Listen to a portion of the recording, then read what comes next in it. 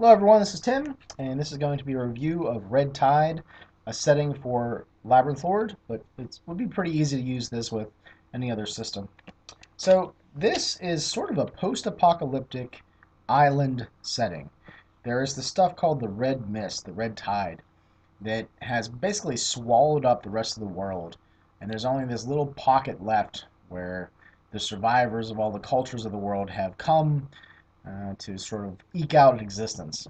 They're worried that someday that even this place will be overcome by the red mist, the red tide, and then life as they know it will end. So I sort of like that post-apocalypticness. The red mist itself is interesting and enigmatic. It has a lot of flavor in there, and I like the way that they sort of tweak some of the fantasy tropes and things that we're used to from other settings and other games. But the world has drowned in crimson. I sort of like that line from the book. The Sunset Isles is this island that's left. Islands. And let's see here. The Red Tide is filled with demonic entities that have gone through and, like I said, destroyed the rest of the world. There is this substance called God Bone that is, I guess, in the foundations or around the island itself that is supposedly keeping the Red Mist at bay. The Shao tribes are the inhabitants of the island that were here before the others came. The outsiders have come to sort of invade their land, and they have sort of a low opinion of all these people that have come from elsewhere. So there's this like native culture and all of the refugees from all over the place, and there's definitely some conflicts between the two because of that, and that sort of drives a lot of the things that are going on the island. And I sort of like that world hook of the whole setting. The settings that I've come up with usually have something big and crazy going on in the background. Like my Burning Heaven setting, the skies are on fire.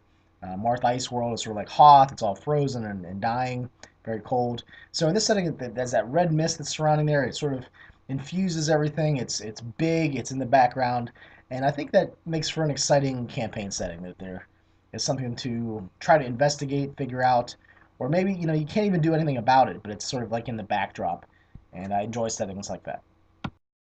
So in the main timeline of the game, it suggests that 300 years ago the world ended. That's when the red mist, the red tide came in. The Archmage Lamach was the only one that saw it coming, and he is a sort of a Noah figure in this setting where he had all these ships. He let anybody on that would come. Talking about the world is nigh sort of thing. Except he was right, and those that had gone onto his ships, and the other survivors from other places that had ships, were able to flee the red mist as it was swallowing up and covering their land. So I like that sort of that theme, the refugees coming in. Someone saw it coming, like a prophecy. Maybe got a warning message from one of the gods. And of course, many died in the Red Mist. The survivors and refugees that did come to the Sunset Isles, a lot of those died first because they weren't sure of the natural environment, the animals, what was edible, that sort of thing. So, it's sort of bleak at first, and then civilization starts to try to like rebuild in this new place. Um, the Shao tribe, they unfortunately are the native people, and there's all these people coming to take over their land, and so there's lots of conflicts and sadness because that's the case.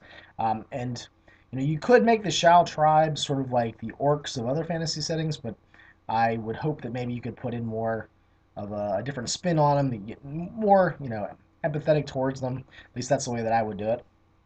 They definitely have like a tribal society and culture.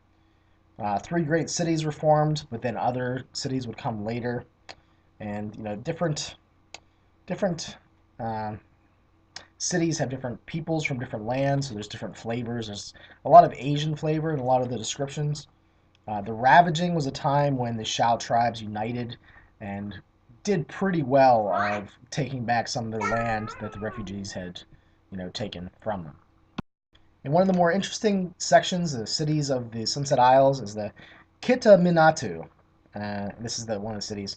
The Archmage Rai, Rai, made pacts with the Hell Kings, and these are sort of like demon lords, demonic entities. and so forth. And that entire place worships them openly. In other places, they are probably worshipped in secret, but here it is very sort of turned on its head, sort of like an evil city, evil kingdom. Um, so that has that flavor to it. So it's a little bit more interesting than maybe some of the other cities, I think. But someplace you probably want to visit, or maybe not visit at all. But it adds an element where you could have NPCs from that city